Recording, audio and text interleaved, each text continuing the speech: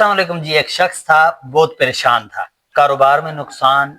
دل میں بے چینی، اس کی زندگی میں مشکلات ہی مشکلات۔ وہ ایک دن ایک بزرگ کے پاس گیا اور کہنے لگا کہ مجھے کوئی ایسا وظیفہ بتا دیں کہ جو میں کروں تو میری یہ پریشانیاں، یہ دل بوجھل بوجھل، زندگی کی مشکلات اور یہ دکھ اور یہ درد کا مداوع ہو جائے، اور میری زندگی کے اندر جو زندگی میں گزار رہا ہوں اس میں سکون اور اطمینان محسوس ہونے لگے۔ تو بزرگ نے مسکرا کر اس کو ایک ہی بات بتائی اور کہا کہ کثرت سے درود پڑھا۔ شخص حیران ہوا، کہنے لگا کہ اتنی بڑی مشکلات، مسائل، تکلیفیں، پریشانیاں، میں نے سوچا کوئی لمبا چوڑا وظیفہ بتائیں گے، اور بزرگ نے کہا ہے کہ درود پڑھو۔ بزرگ نے کہا کہ جی درود چلتے پھرتے پڑھو، بیٹھے ہوئے پڑھو، کھڑے ہو تو پڑھو، سوتے ہوئے پڑھو، جاگتے ہوئے پڑھو، ہر حال میں درود شریف کا ورد کیا کرو اور پڑھتے رہو۔ کہتے ہیں کہ میں نے یہ آغاز کیا اور درود شریف پڑھنا شروع کیا اور اپنی زندگی میں معمول بنا لیا کہ جی کھڑے بیٹھے چلتے پھرتے سوتے جاگتے ہر طرف درود ہی درود پڑھنا۔ کہتے ہیں کہ جی کچھ دنوں کے بعد میں نے محسوس کیا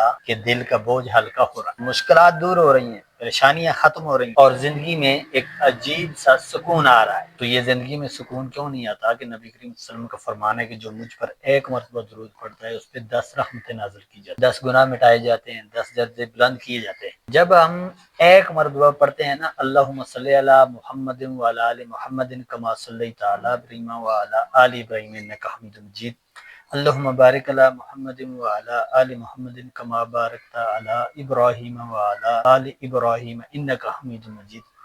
تو ہماری زندگی میں ایک عجیب سی کیفیت اور سکون محسوس ہوتا ہے۔ اللہ تعالیٰ ہمارے اوپر 10 رحمتیں نازل کرتا ہے، ہمارے 10 درجات بھی بلند ہوتے ہیں، اور 10 گناہ جو ہم سے سرزد ہو چکے ان کو اللہ مٹاتا ہے۔ تو درود ایک ایسی برکت والی چیز ہے کہ اگر آپ اپنے گھروں کو روشن کرنا چاہتے ہیں، اپنے دل کو روشن کرنا چاہتے ہیں، اپنے دماغ کو روشن کرنا چاہتے ہیں اور اپنے ارد گرد کے پورے ماحول کو روشن کرنا چاہتے ہیں تو یہ چراغ جلائیں، بیٹھتے چلتے پھرتے ہر حالت میں درود شریف پڑھیں۔